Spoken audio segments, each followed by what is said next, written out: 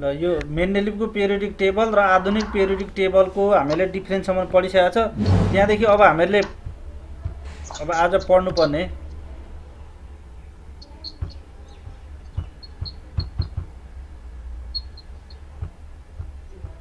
हेर, यो सबै कुरा पढ्नु पर्दैन कि, जति पढ्नुपर्ने कुरा म तिमीहरूलाई त्यो गराउँछु। त्यहाँदेखि पछाडिको सबैले आफ्नो नोटमा हेर है, पिरियोडिक तालिकामा तत्त्वहरूको वर्गीकरण भनेर एउटा टपिक छ त्यहाँ, classification of elements in periodic table. त्यहाँ धातु, अधातु र अर्धधातुहरू कसरी राखिएका छन् भन्ने कुराको बारेमा हो। कहिलेकाहीँ तिमीहरूलाई क्वेसन सोध्छ पिरियोडिक तालिकामा धातुहरूलाई कसरी राखिएको छ अथवा अधातुहरूलाई कसरी राखिएको छ अथवा अर्धधातुहरूलाई कसरी राखिएको छ भन्ने क्वेसन ठ्याक्क सोध्न सक्छ। त्यतिखेर थाहा पाउनुपर्ने कुरा, जस्तो धातुहरू पिरियोडिक तालिकामा देब्रेतिर भनेको ग्रुप फर्स्ट एमा भएका एलआई भनेको लिथियम भयो, एनए भनेको सोडियम भयो, के भनेको पोटासियम है। लिथियम, सोडियम र पोटासियम आदि धातुहरू सक्रिय धातुहरू हुन्। अब पानीसँग प्रतिक्रिया गरी कडा अल्काली बनाउने भएकाले यी धातुहरूलाई अल्काली धातु, तिमीलाई परीक्षामा क्वेसन सोध्छ त्यो पिरियोडिक तालिकाको ग्रुप फर्स्ट एमा भएका एलिमेन्टहरूलाई के भनिन्छ, धातुहरूलाई के भनिन्छ भन्ने क्वेसन सोध्छ। त्यसको एन्सर तिनीहरू अल्काली धातु भनिन्छ। अल्काली धातुको अर्थ अल्काली भनेको पानीमा घुल्ने भएका क्षारहरू हुन् हैन। त्यो लिथियमले, सोडियम र पोटासियमले पानीसँग प्रतिक्रिया गरेर अल्काली बनाउने भएकोले तिनीहरूलाई अल्काली धातु भनिन्छ। अर्को group second A, group third A भनेको त्यसमा बोरोनदेखि बाहेकका अरू तत्त्वहरू पनि धातु हुन्। यिनीहरू भने अल्काली धातुमा भन्दा केही सक्रिय हुन्छन्। ग्रुप फर्स्ट बीदेखि ग्रुप 7B सम्मका तत्त्वहरू कम सक्रिय सङ्क्रमण धातुहरू हुन्।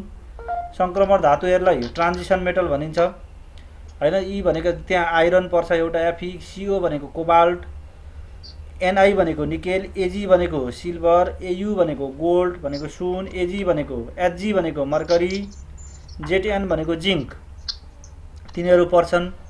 अनि यिनीहरूको गुण सक्रिय धातु र अधातुहरूको बीचमा पर्ने भएकोले यिनीहरूलाई सङ्क्रमण धातु, ट्रान्जिसन एलिमेन्ट भनेको, ट्रान्जिसन मेटल भनिएको।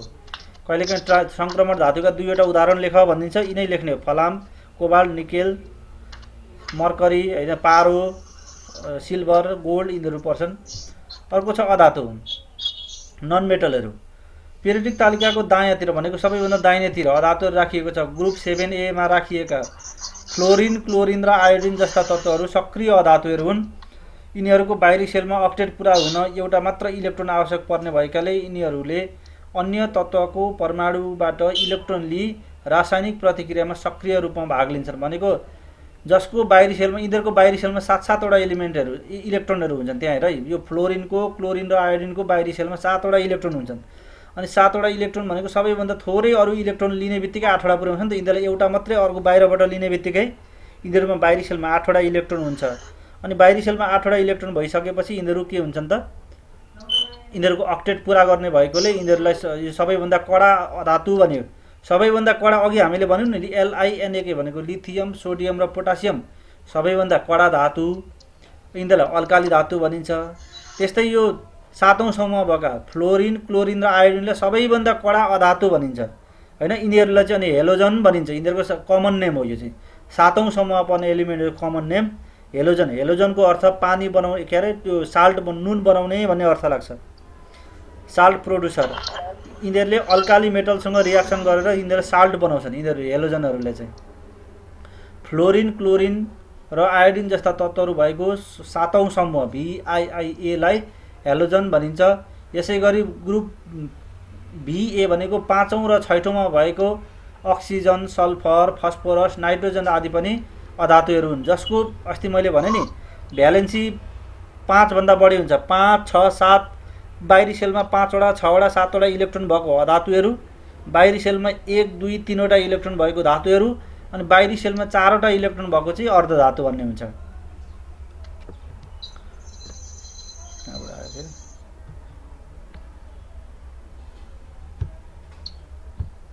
ल यहाँ अब अर्धधातुहरू भन्ने छन्।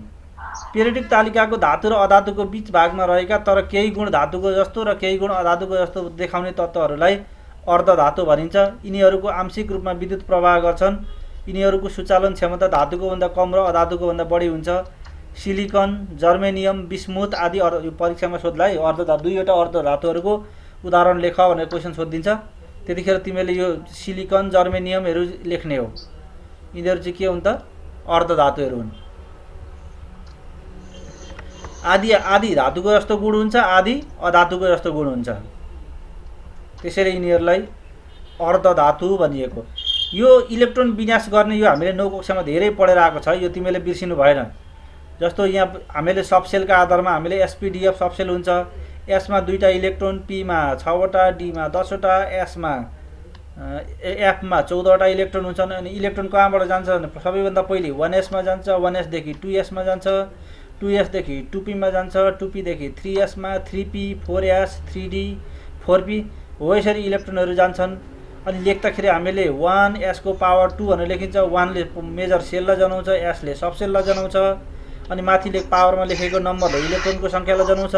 अनि यही चित्रलाई हामीले यो 1 देखि 20 सम्मको इलेक्ट्रोन विन्यास यो हामीले 9 कक्षामा नै पढेको छ।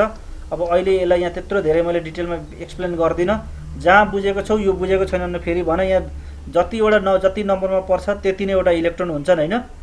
18वटा नम्बरमा पर्नेको 18वटा इलेक्ट्रोन हुन्छन्। यो पहिलो सेलमा 2टा, त्यहाँदेखि दोस्रो सेलमा 8वटा, त्यहाँदेखि तेस्रो सेलमा फेरि 8वटा, बाहिरी सेलमा 8वटा भइसकेपछि त्यसको संयोजकता 0 भयो। 1s2 2s2 2p6 3s2 3p6 यसरी यो 20वटै तत्त्वको इलेक्ट्रोन विन्यास। अब बिर्सेको छ भने एकचोटि सरसर्ती तिमीले लेख्नु सुरुदेखि अन्तिमसम्मको। यसलाई मैले त्यत्रो धेरै गर्दिनँ। अब यहाँदेखि पछाडि ब्लक एलिमेन्ट भन्ने हुन्छ। यहाँ S block, P block, D block, F block भन्ने हुन्छ। हामीले त्यो अगाडिकै ठाउँमा एकचोटि हेर के भनेको छ भने हामीले इलेक्ट्रोन विन्यास गर्दै आयौँ। त्यहाँनेर इलेक्ट्रोन विन्यास गर्दै गर्दाखेरि लास्ट सबैभन्दा लास्ट इलेक्ट्रोन गएर कुन उपसेलमा सकिन्छ त्यो नै त्यही ब्लक एलिमेन्ट हुन्छ। जस्तो हाइड्रोजन एस ब्लक एलिमेन्ट हो। त्यहाँ त्यो तिमीले आफ्नो किताबमा हेर है कसको के कराइरहेछ हौ। आफ्नो माइक अफ गर है, आफ्नो माइक अफ गर है। बाहिरबाट के साउन्ड कराएको सुनिरहेछ।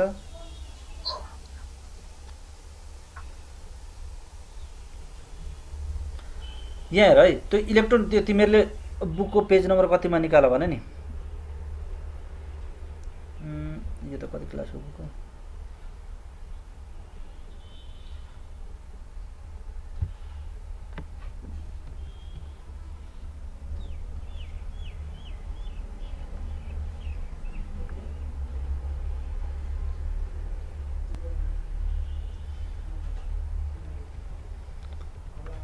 त्यो बुकको पेज नम्बर 92 मा निकाल्दा त त्यहाँ इलेक्ट्रोन विन्यासको ठुलो एउटा टेबल छ। सबैले त्यहाँ हेर 92 पेज नम्बरमा।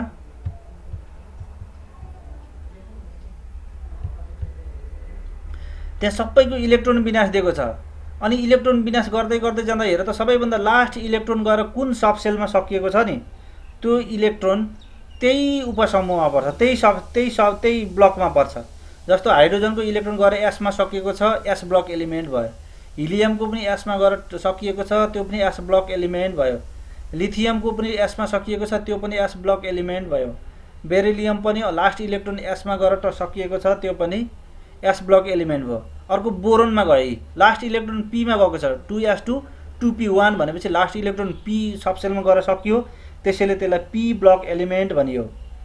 त्यही भएर इलेक्ट्रोन विन्यास गर्दा लास्ट इलेक्ट्रोन कुन सबसेलमा गएर इन्ड हुन्छ त्यो एलिमेन्ट त्यही ब्लकमा पर्छ। हामीले बुझ्नुपर्ने कुरा त्यति मात्रै हो। यहाँ अरू केही बुझ्नु पर्दैन।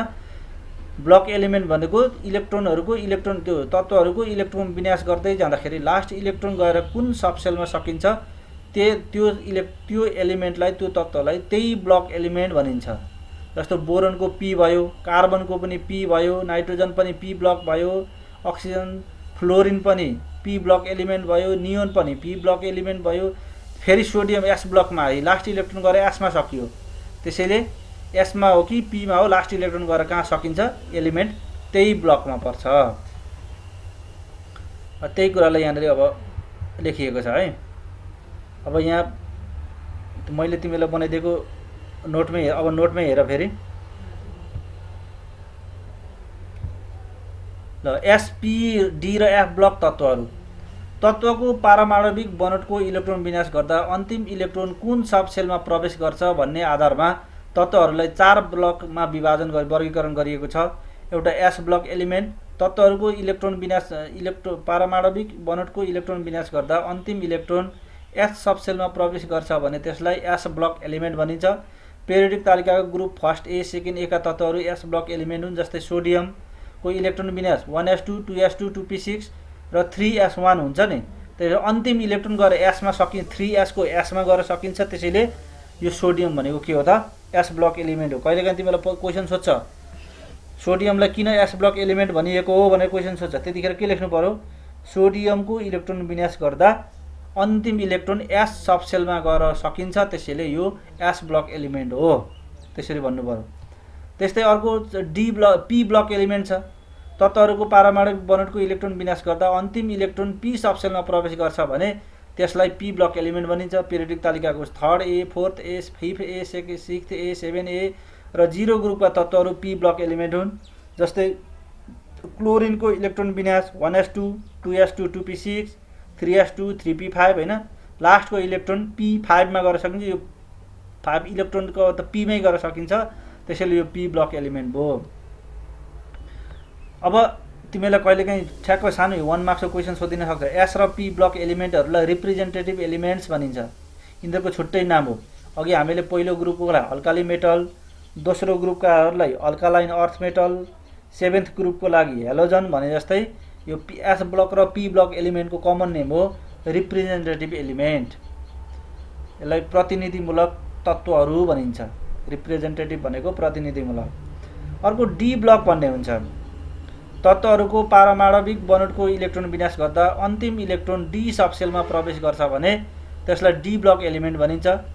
पेरियोडिक तालिकाको third B, fourth B, fifth B, sixth B, 7 B, 8 B, first B र सेकेन्ड बी ग्रुपका तत्त्वहरू डी ब्लक एलिमेन्ट्स हुन्। जस्तै कपरको इलेक्ट्रोन विन्यास, यो कपरको इलेक्ट्रोन विन्यास तिमीले जानिराख्नु परेन, यो याद नगरे पनि हुन्छ। लास्टमा गएर डीमा सकिन्छ, त्यसैले यो डी ब्लक एलिमेन्ट भयो।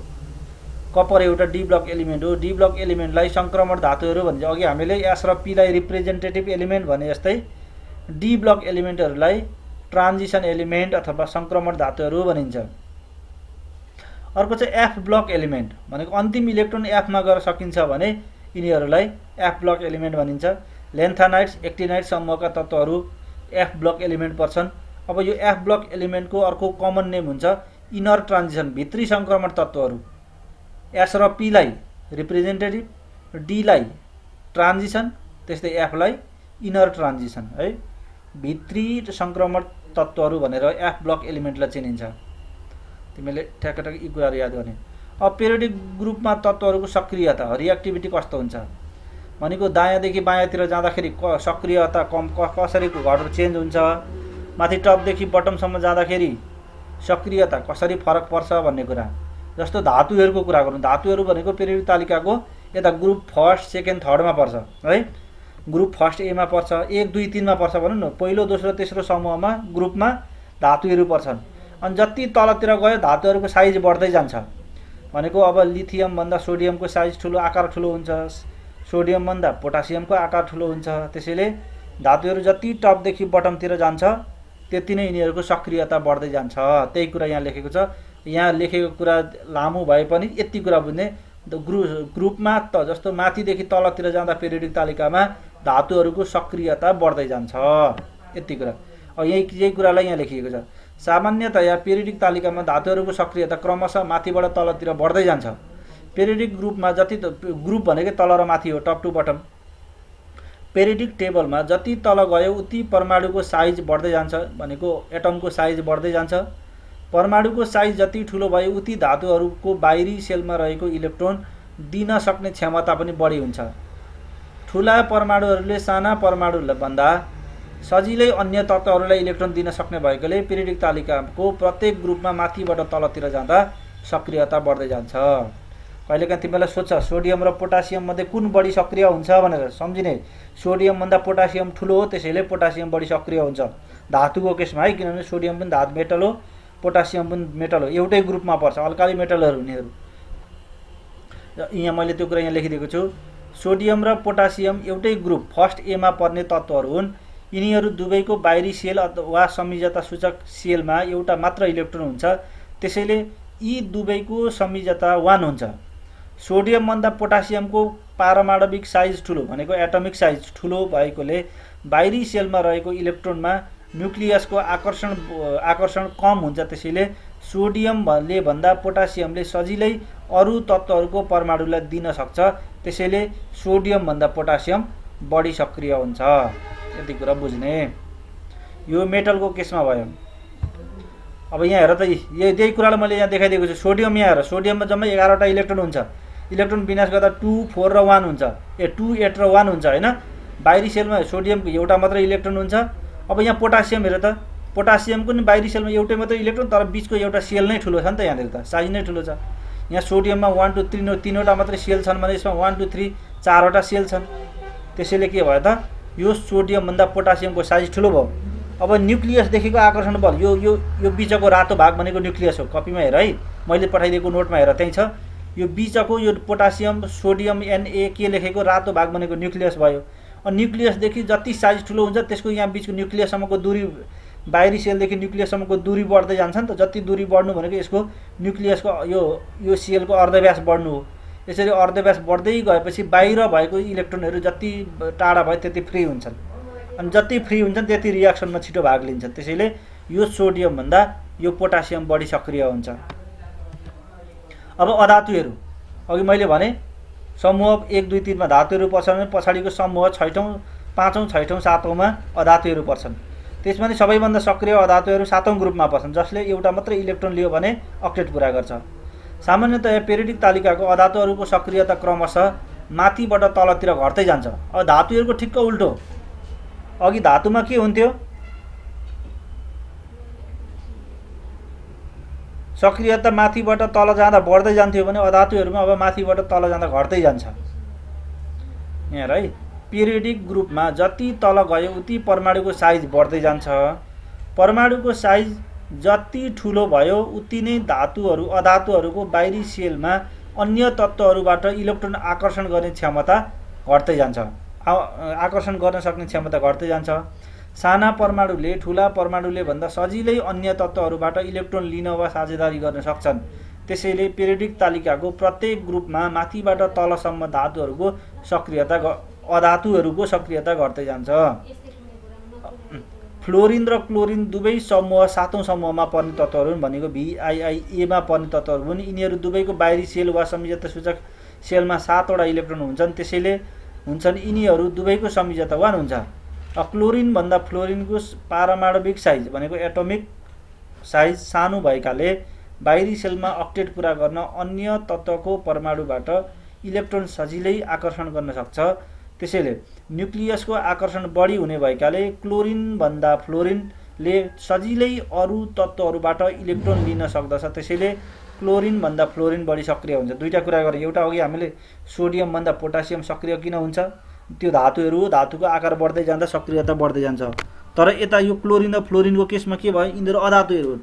अधातुहरू जति साइज बढ्दै जान्छ त्यति यिनीहरूको सक्रियता घट्दै जान्छ यहाँ चाहिँ। त्यसैले क्लोरिनभन्दा बढी सक्रिय। त्यस्तै अर्को क्लोरिनभन्दा अर्को आयोडिन भन्ने हुन्छ, त्योभन्दा पछाडिको तत्त्व त्यो बढी कम सक्रिय हुन्छ। यति कुरा बुझ्नुभयो। अर्को यहाँ हेर्दा चित्रमा देखिन्छ, यी फ्लोरिनको साइज सानो छ, क्लोरिनको साइज ठुलो छ हैन। जति साइज अधातुहरूको साइज सानो भयो बढी सक्रिय हुन्छ, धातुहरूमा साइज ठुलो भयो बढी सक्रिय हुन्छ। अब पिरियडमा तत्त्वहरूको सक्रियता है, reactivity of element in period. हजुर सर,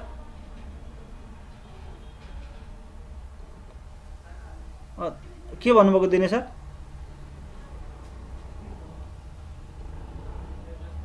दिने सरको भिडियोले काम गरिरहेको छैन। अब पिरियडमा तत्त्वहरूको छ। अघि हामीले ग्रुपको कुरा गऱ्यौँ। ग्रुपको माथिदेखि तल जाँदा धातुहरूमा बढ्छ, अधातुहरूमा घट्छ है। त्यति दुईवटा कुरा सम्झिने। पहिले 1, 2, 3 मा धातुहरू पर्छन्, जति तल गयो सक्रियता रिएक्टिभिटी बढ्छ। अर्को अधातुहरू जसको 7, 6, 7 तिर पर्छ, 5, 6, 7 मा पर्छन्, तिनीहरूको जति तल गयो तिनीहरूको रिएक्टिभिटी घट्छ, सक्रियता घट्दै जान्छ। किन घट्छ त्यसको मैले त्यहाँ अघि रिजनहरू भनिसकेँ। अब पेरियोडिक तालिकाको प्रत्येक पिरियडमा भएका, पिरियड भनेको लेफ्ट टु राइट है, यता लेफ्टबाट यता, अघि हामीले टप टु बटम भनेको थियौँ, अहिले भनेको यता लेफ्ट टु राइट, यता दायाँबाट बायाँतिर जाँदाखेरि अथवा देब्रेबाट दाहिनेतिर जाँदाखेरिको कुरा। पिरियडिक तालिकाको प्रत्येक पिरियडमा भएका सबै तत्त्वहरूको परमाणुमा सेलको सङ्ख्या बराबर हुन्छ भनेको प्रत्येक पिरियडमा पहिलो पिरियडमा तत्त्व सानो भए पनि ठुलो भए पनि तिनीहरूको सेल बराबर, त्यही बाहिरी सेलमा भएका इलेक्ट्रोन घटी बढी होला तर तिनीहरूको सेलको सङ्ख्या बराबर हुन्छ। तिनीहरूको बाहिरी सेलमा इलेक्ट्रोनको सङ्ख्या भने फरक फरक हुन्छ। सामान्यतया पिरियडिक तालिकाको कुनै एक पिरियडमा ग्रुप फर्स्ट एबाट ग्रुप 4A सम्म सक्रियता घट्दै जान्छ भनेको त्यहाँ त्यो मेटल हुन्जेली भनेको अब यता हाइड्रोजनदेखि हाइड्रोजनमा त अरू तत्त्वहरू हुँदैनन्। हजुर सर। त्यो हाम्रो चाहिँ त्यो ठुलो एउटा टेबल छ नि, हामी माथि चाहिँ खाजा खाने गरेको चाहिँ कोठाको टेबल त्यो टेबल हाम्रो जो साइन्सको काम गर्नलाई चाहिँ त्यो टेबल काम लाग्छ है? काम त लाग्छ नि सर, तर त्यहाँ त्यो पनि अरू तलको दुईटा र त्यो अट्दैन होला? होइन अट्छ होला। हिजो चाहिँ त्यो मेन्सुरेसनको मान्छेहरू यहाँ आइरहेको थियो है, अनि हामीले खाजा खाने जुन ठाउँ छ नि त्यो अस्ति चाहिँ त्यो ठाउँमा चाहिँ उनीहरूले चाहिँ त्यो के गर्ने रङ्गरोगन गर्ने के गर्ने होइन, कार्पेनिङ गर्नुपर्ने गर्ने, अनि त्यहाँ चाहिँ त्यो बच्चाहरूलाई त्यस्तो भएका बच्चाहरूलाई त्यहाँ चाहिँ रेस्ट गराउने भनेर अस्ति कुरा भएको। अब त्यो टेबल चाहिँ तलै लगाइराख्नु कि भनेको क्या? हुन्छ राख्नु न सर, अहिले मिलाउँला फेरि पछि।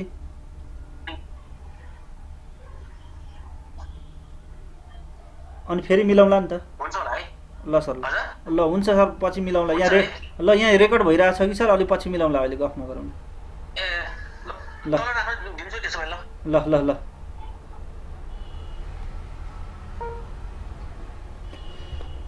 ल फेरि यता जाउँ।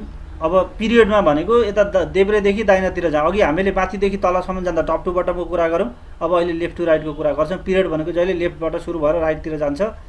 अनि जस्तो तिनीहरूको बाहिरी सेलको इलेक्ट्रोनको सङ्ख्या फरक पर्छ भने सामान्यतया पिरियडिक तालिकाको कुनै एक पिरियडमा ग्रुप फर्स्ट एबाट 4A जाँदा भनेको पहिलो ग्रुपबाट चौथो ग्रुपसम्म जाँदाखेरि सक्रियता घट्छ भनेको जति लेफ्टमा भयो त्यति धातुहरू बढी सक्रिय हुन्छन् भने त्यहाँदेखि राइटमा आउन्जेली धातुको चौथो सम्बन्ध धातुहरू रहन्छन् नि त, चौथोमा आएपछि अर्ध धातु हुन्छ। अनि धातुमा हुन्जेली लेफ्टदेखि राइटसम्म सक्रियता घट्छ। अनि जब अधातुमा आइपुग्छ जस्तो 5औँमा आइपुग्छ अनि 5औँदेखि बढ्दै जान्छ अनि 7औँमा पुग्दा सबैभन्दा बढी हुन्छ सक्रियता। अधातुहरूमा चाहिँ लेफ्टदेखि राइटमा जाँदा रिएक्टिभिटी बढ्छ, धातुहरूमा चाहिँ लेफ्टदेखि राइटमा जाँदा रिएक्टिभिटी घट्छ। त्यसपछि ग्रुप 7A सम्म क्रमशः बढ्दै जान्छ र अन्त्यमा 0 ग्रुपका तत्त्वहरू भने निष्क्रिय हुन्छन्। हामीले पहिले पनि भनिसकेका छ, 9 क्लासमा पढिसकेका छ। 0 ग्रुपका तत्त्वहरू जहाँ हिलियम पर्छ, अर्को नियन पर्छ, आर्गन पर्छ, जसको बाहिरी सेल पूर्ण कम्प्लिट भएका एलिमेन्टहरू पर्छन्, तिनीहरूलाई निष्क्रिय तत्त्व अथवा नोबेल ग्यासहरू भनिन्छ। हो, यिनै निष्क्रिय तत्त्वहरूलाई किन निष्क्रिय भनिन्छ? यिनीहरू कुनै पनि रासायनिक प्रतिक्रियामा भाग लिँदैनन्, यिनीहरूको बाहिरी सेल आफैमा पूर्ण हुन्छ। त्यसैले यी तत्त्वहरूलाई निष्क्रिय तत्त्व अथवा नोबल ग्यास भनिन्छ। अब हामीले लगभग यति पढ्ने, यहाँनिर यो मैले जति पढ्नुपर्ने त्यो कुराहरूलाई यहाँ बनाएको, योभन्दा धेरै पढ्नु पर्दैन। यसको यहाँदेखि पछाडि एक्सर्साइज एकचोटि सरस्वती हेर्छु मैले, जति तिमीलाई गराउनु पर्ने एक्सर्साइज म त्यो तिमीलाई सरस्वती गराउँछु। अनि बाँकी रहेको भनेको तिमीले अरू आफै पढ्ने। यो भिडियो यो हाम्रो आइकन सहितको भिडियो आउँदैन, यो बोलेको र यो कन्टेन्ट देखाएको मात्रै तिमीलाई भिडियो आउँछ आज। किनभने म यो त मोबाइलबाट अन गरेर बोलिरहेको छु, ल्यापटपमा हेरेर तिमीलाई सेयर गरिरहेको छु। अहिले यहाँ टक्क यहाँ नेट गयो क्या मेरो ल्यापटपको। अब अभ्यासमा हेर त त्यसको तिमीहरूको एक्सर्साइज कि त तिमीहरूको बुक निकाल त, पेज नम्बर 95 देखि हेर। सरस्वती तिमीलाई म यो भन्दै जान्छु अनि बाँकी तिमीले अरू गर। तलका मध्ये कुन चाहिँ तत्त्व अल्काली धातुको उदाहरण? अघि मैले भने नि सोडियम LiNAK हैन, लिथियम, सोडियम र पोटासियम, त्यति आयो भने अल्काली धातु होइन। यहाँ त्यति मध्येको के आयो? सोडियम आयो, सकिहाल्यो अल्काली धातु। LiNAK भनेको लिथियम, सोडियम र पोटासियम। हामीले पढ्ने 20वटा मध्येमा अल्काली धातु त्यति 3वटा पर्छन्, त्यति 3टा मध्ये कुनै एउटा आयो, सकिहाल्यो। अल्काली धातुको उदाहरण हो सोडियम पहिलो नम्बरमा। दोस्रो, इलेक्ट्रोन विनाश 1s2 2s2 2p6 3s2 भएको तत्त्व पेरियोडिक तालिकाको कुन ग्रुपमा पर्छ? अब यहाँ हेर, अब यो हामीलाई इलेक्ट्रोन विनाश दिइसकेपछि कुनै पनि तत्त्व कुन ग्रुपमा पर्छ, कुन पिरियडमा पर्छ, त्यसको भ्यालेन्सी कति हो, त्यो कुन ब्लक एलिमेन्ट हो भन्ने कुरा हामीले बुझिहाल्नुपर्छ। मैले अक्सि के भनेको छु, यो अन्तिम सेलमा भएको अन्तिम यहाँ 3s भनेपछि यो 3 भएको अन्तिम सेल भयो यो तत्त्वको। सबैभन्दा पहिले यो तत्त्व कुन त्यो पनि चिन्ने, यहाँ माथि इलेक्ट्रोनको सङ्ख्या काउन्ट गर्ने।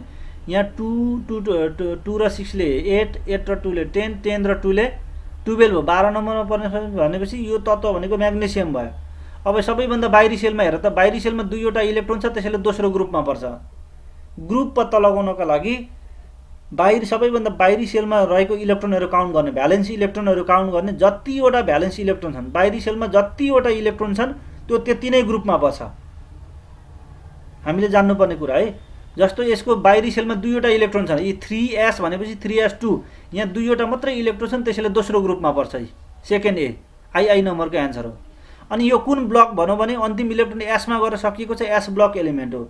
यसको भ्यालेन्सी कति हो भने बाहिरी सेलमा 2वटा इलेक्ट्रोन छ, बाहिरी सेलमा 1 2 3 4 भयो भने त्यति नै भ्यालेन्सी, भनेको चाहिँ यसको बाहिरी सेलमा 2वटा इलेक्ट्रोन छ, 2 नै भ्यालेन्सी भयो। 2 भ्यालेन्सी एस ब्लक एलिमेन्ट। अब कुन ग्रुपमा पर्यो, बाहिरी सेलमा 2वटा इलेक्ट्रोन छ, सेकेन्ड ग्रुपमा पर्यो। अब कुन पिरियडमा पर्छ भने सबैभन्दा बाहिरी सेलमा टोटल हाई त्यो ठुलो नम्बर मेजर नम्बर कतिमा पर्यो, 1 2 र अनि 3 छ नि त। 3s भनेपछि अगाडिको 3 ले मेजर सेल जनाउँछ, त्यो मेजर सेल भनेको पिरियड हो, त्यसैले यो तेस्रो पिरियडमा पर्छ। यहाँ 3s2 भनेको तेस्रो पिरियड, एस ब्लक एलिमेन्ट, अनि 2वटा बाहिरी सेलमा 2वटा इलेक्ट्रोन भएकोले दोस्रो ग्रुपमा पर्छ। सकियो। यसरी बुझ्ने, group, period, block element, valency भनेको एउटा इलेक्ट्रोन विन्यासबाट सबै थाहा पाउनुपर्छ हामीले।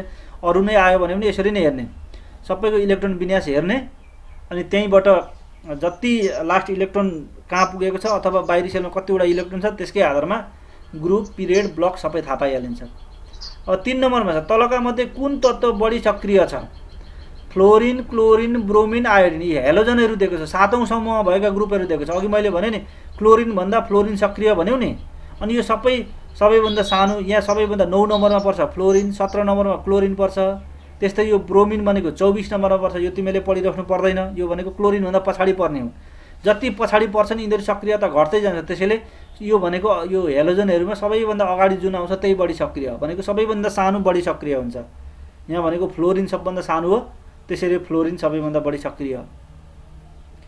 4 नम्बरमा मेन्डेलिभको पिरियडिक तालिकाको त्रुटि तलका मध्ये कुन होइन? कुन चाहिँ मेन्डेलिभको तालिकामा त्रुटि थिएन हामीले पढेका छौँ। हाइड्रोजनको स्थान अस्पष्ट, आइसोटोपको स्थान अस्पष्ट, ल्यान्थानाइट र एक्टिनाइटको स्थान अस्पष्ट, सोडियमको स्थान अस्पष्ट। अब यो हामीलाई सोडियम भनेको कुरै गरेको थिएन, यो सोडियमको स्थान अस्पष्ट, यो चाहिँ यसको त्रुटि होइन। अरू बाँकी सबै यसका त्रुटिहरू हुन्, कमजोरीहरू हुन्। 5 नम्बरमा तलका मध्ये कुन तत्त्वलाई अर्धधातुको, अघि मैले भने नि सिलिकन, जर्मेनियम, बिस्मुथ भनेको अर्धधातु। यहाँ जर्मेनियम दिएको छ एउटा Ge, यो एस भनेको सल्फर भयो, एल भनेको एल्युमिनियम, आई भनेको आयोडिन, अनि यो 3 नम्बरमा छ Ge भनेको जर्मेनियम। यो जर्मेनियम के हो त? यो चाहिँ अर्धधातु हो। अघि मैले जर्मेनियम, सिलिकन र बिस्मुथ 3वटा भनेको थिएँ, त्यो 3वटा मध्ये यहाँ जर्मेनियम दिएको छ। सकिहाल्यो। तलदेखिको प्रश्नको उत्तर दिनुहोस्। मेन्डेलिभको पिरियडिक नियम लेख्नुहोस्, मेन्डेलिभको पिरियडिक तालिकाको महत्त्व लेख्नुहोस्, त्यसका फाइदाहरू, त्यसका विशेषताहरू लेखिदिने हो। मेन्डेलिभको पिरियडिक तालिकामा भएका कुनै 2वटा त्रुटिहरू, यहाँ माथि 3टा दिएको छ। हाइड्रोजनको स्थान स्पष्ट थिएन भनेको अस्पष्ट थियो, आइसोटोपहरूको स्थान अस्पष्ट थिएन, ल्यान्थानाइट्स र एक्टिनाइट्सहरूको स्थान अस्पष्ट थियो। यिनै कुराहरू लेखिदिने हो तिमीले। त्रुटि सच्याउन आधुनिक पिरियडिक तालिकामा कसरी उल्लेख गरी ती त्रुटि सच्याउन आधुनिक पिरियडिक तालिका सफल भयो वा भएन मूल्याङ्कन गर्नुहोस् अरे। ती त्रुटिहरू सच्याउन आधुनिक पिरियडिक तालिका सफल भएको छ, किनकि मेन्डेलिभले राखिएको बढ्दो पारमाणविक भारलाई आधुनिक पिरियडिक तालिकाले बढ्दो पारमाणविक सङ्ख्याका आधारमा राखिएर मेन्डेलिभका त्रुटिहरूलाई सच्याएको छ भनेर लेखिदिने।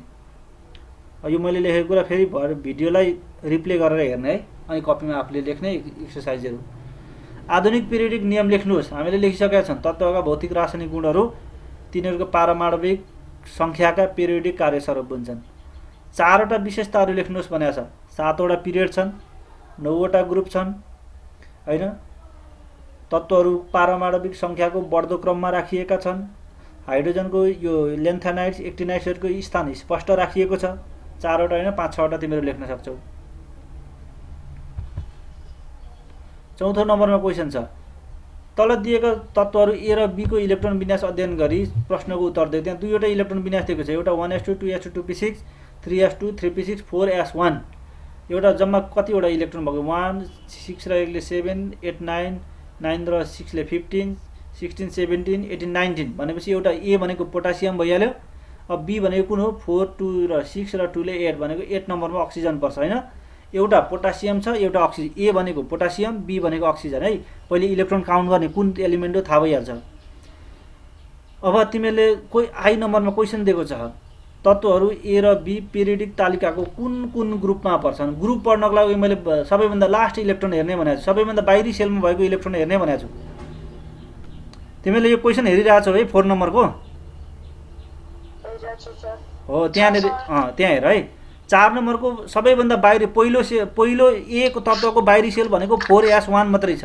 अनि बी तत्त्वको बाहिरी सेलमा भनेको 2s2 2p, यो 2 2 भएकोले दुईटै यो 2 2 भनेपछि यो सबै बाहिरी सेल हो। बाहिरी सेलमा पहिलो एमा यो 1 एउटा इलेक्ट्रोन छ, दोस्रो बीमा 4 र 2 ले 6 वटा इलेक्ट्रोन छ, ख्याल गर्ने। अब ए र बी त कुन कुन ग्रुपमा पर्छन् भनेपछि ए कुन ग्रुपमा पर्ने भयो अब भन त।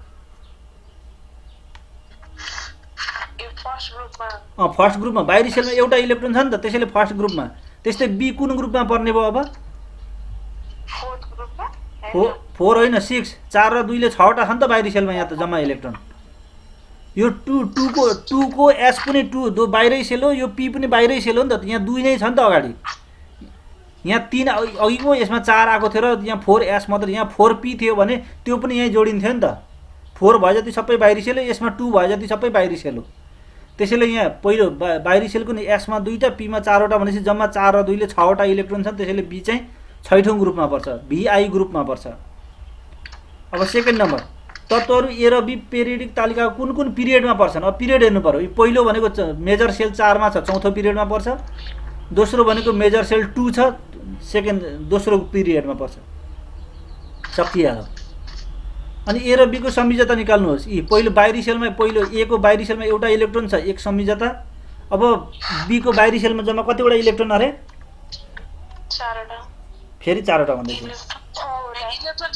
6 वटा। अब यसलाई 8 वटा पुर्याउन कतिवटा चाहिन्छ 2 वटा भनेपछि अब भ्यालेन्सी कति भयो यसको 2 भयो है।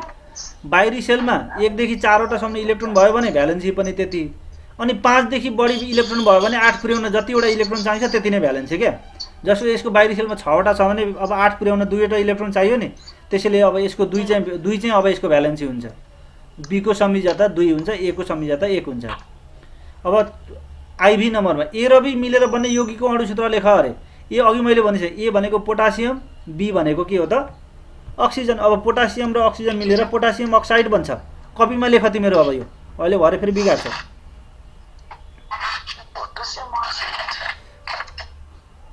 ए र बी मिलेर बन्ने यौगिकको अणुसूत्र पोटासियम अक्साइड K2O, के अनि तल 2 अनि O त्यस्तो हुन्छ है। अनि कहिलेकाहीँ रासायनिक प्रतिक्रिया गरेर देखाऊ भनिदिन्छ हो, त्यसैले तलतिर रासायनिक प्रतिक्रिया गरेर देखाइदेऊ। पोटासियमको K प्लस लेख्दै जाऊ है, K प्लस O2 अनि यस्तो एरो देऊ रियाक्सन लेख्ने तरिका। अनि K2O भनेर बनाऊ, H2O भने जस्तै K2O भयो क्या यो पनि। अब मिल्यो नि, K प्लस O2 टेन्स त्यो रियाक्सनको एरो अनि K2O पोटासियम अक्साइड। अब त्यसलाई आफै ब्यालेन्स गर्ने, कता कता के पुगेको छैन ब्यालेन्स गर्ने। यता एकातिर अक्सिजन एउटा एकातिर अक्सिजन दुईटा छ भनेपछि त्यो एउटा भएतिर अगाडि 2 ले गुणा गर। अनि अक्सिजन यता फेरि पोटासियम बढ्ने भयो, अलरेडी त्यहाँ 2टा छ भनेपछि 2 ले गुणा गरेपछि 4 हुन्छ। अनि अगाडि के का अगाडि 4 ले मल्टिप्लाई गर, त्यति गरेपछि ब्यालेन्स हुन्छ।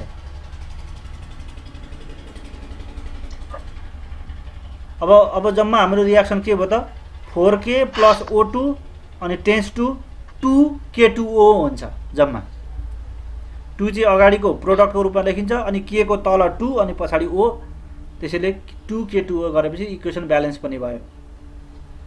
अब भी नम्बरको क्वेसन छ, ए र बी कुन कुन ब्लकमा पर्ने तत्त्वहरू हुन्। ए कुनमा ब्लकमा पर्छ, बी कुन ब्लकमा पर्छ भन त लु। अघि हामीले भनिसकेको छ।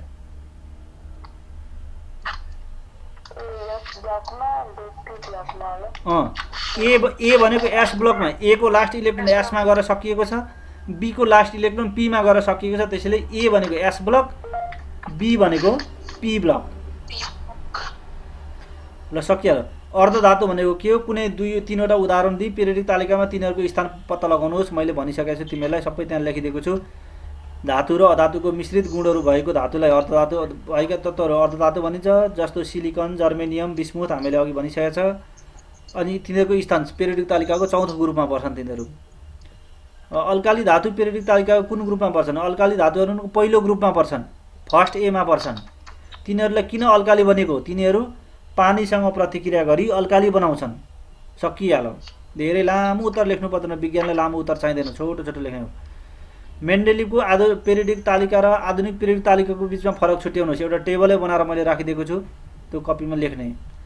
सोडियम र पोटासियम मध्ये कुन बढी सक्रिय हुन्छ? कारण यो क्वेसन आइसक्यो, अघि मैले भनिसकेँ, अगाडि पनि दिएको। सोडियम र पोटासियम मध्ये पोटासियम बढी सक्रिय हुन्छ, किनकि सोडियम र पोटासियम दुईटै धातुहरू हुन्। धातुहरूको जति आकार बढ्यो त्यति सक्रियता बढ्दै जान्छ। बाँकी त्यसको टोटल एन्सर मैले त्यहीँ लेखिदिएको छु, त्यो हेरेर आफूले लेख्ने अनि याद गर्ने। ओ र एस मध्ये कुन तत्त्वको सक्रियता बढी हुन्छ? ल, ओ भनेको अक्सिजन, एस भनेको सल्फर। दुईटै एउटै ग्रुपमा पर्छ यिनीहरू है। भनेको अब यिनीहरू केमा पर्छ? अधातुमा पर्छ। अधातुहरूको जति ठुलो भयो सक्रियता घट्छ, त्यसैले सल्फरभन्दा अक्सिजन बढी सक्रिय हुन्छ, किनकि अधातुहरूमा आकार बढ्दै जाँदाखेरि सक्रियता घट्दै जान्छ। किन घट्छ यसको रिजन मैले अगाडि लेखिदिएको छु, त्यो हेरेर कण्ठ गर्ने अनि आफै एन्सर लेख्ने। 11 नम्बरमा छ तल दिएका तत्त्वहरू अनि अक्सिजन सल्फर अधातु होइन त? बाहिरी सेलमा हेर न, दुईटैको 6-6वटा इलेक्ट्रोन हुन्छ। अनि बाहिरी सेलमा 6वटा इलेक्ट्रोन भएपछि अधातु भयो नि त। बाहिरी सेलमा 1, 2, 3वटा इलेक्ट्रोन भएका धातु, बाहिरी सेलमा 4वटा इलेक्ट्रोन भएका अर्धधातु, अनि बाहिरी सेलमा 5, 6 र 7वटा इलेक्ट्रोन भयो भने तिनीहरू अधातु हुन्छन् क्या। किनभने तिनीहरूले अरू 8वटा इलेक्ट्रोन बनाउन अरूबाट इलेक्ट्रोन सापट लिन्छन् नि त, नेगेटिभ चार्ज भन्छन् नि त।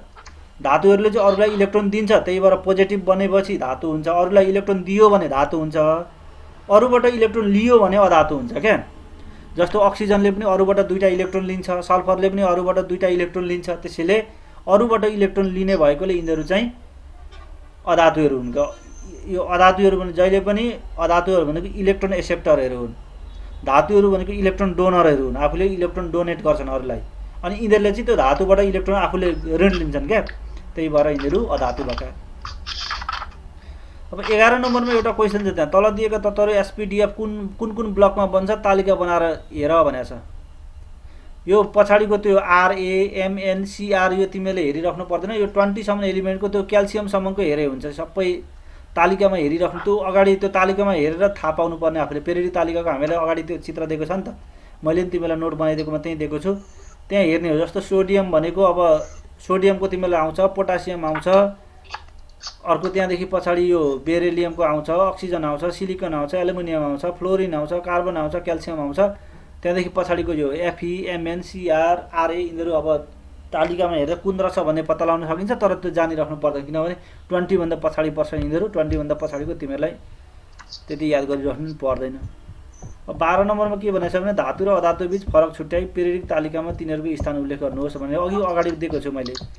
धातु र अधातुको फरक, धातुहरू धनात्मक चार्जयुक्त हुन्छन्, अधातुहरू ऋणात्मक चार्जयुक्त हुन्छन्। धातुहरूले इलेक्ट्रोन अरूलाई दिन्छन्, अधातुहरूले अरूबाट इलेक्ट्रोन लिन्छन्। धातुहरू ताप र विद्युतका सुचालक हुन्छन्, अधातुहरू ताप र विद्युतका सुचालक हुँदैनन्, कुचालक हुन्छन् हैन। धातुहरूलाई एक अर्कामा ठोक्यो भने टिङ्ग, यो त 9 कक्षामा सबै पढिसकेको छ हामीले। ठोकायो भने एक अर्कामा ठक्कर खायो भने टिङ्ग आवाज आउँछ भने अधातुहरूमा आवाज आउँदैन। धातुहरूमा तन्किने गुणहरू हुन्छ जसले डक्टिलिटी भनिन्छ, अधातुहरूमा तन्किने गुण हुँदैन, यिनीहरू टुक्रिएर जान्छन्। धातुहरू कहिले टुक्रिँदैनन्, पिट्दाखेरि चेप्टो पाता जस्तो बन्छ जसलाई मेलिएबल प्रोपर्टी भनिन्छ।